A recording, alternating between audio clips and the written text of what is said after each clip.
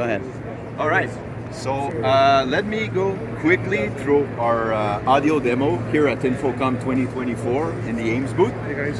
So what we did to show the capabilities of audio routing, we just used a little Andre Dante AVIO dongle there that we plugged into the laptop there, and we're playing an audio file in my laptop.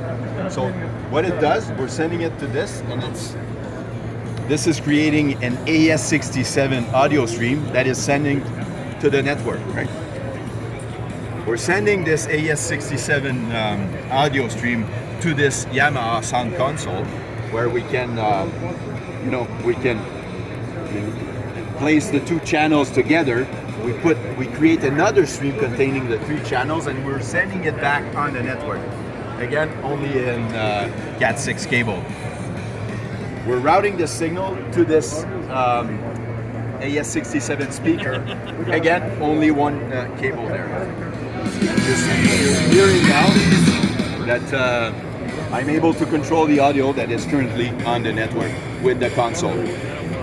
Now, those streams are AES67, meaning that, they're IPMX supported, right? So what I can do is I can send this stream also to a convert IP box. So what we did is we used one of our boxes for the demo purposes, where we're switching the original audio of the video to the Dante audio. So follow me, Kyle. If you're gonna come closer, you're gonna be able to hear the audio coming out of this box, which is the rock music. So stay here, Kyle, and we're gonna flip back to the original.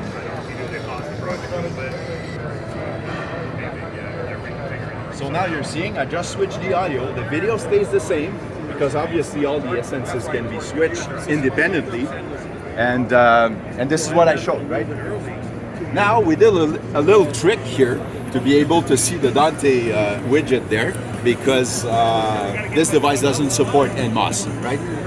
So we use the capabilities in our NMOS controller, which is the create proxy.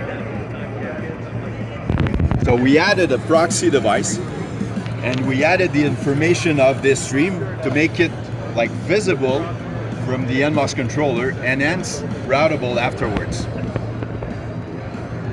So that's pretty much summarizing what we're showing there, and this has generated great interest in our demo. So I hope you enjoyed this.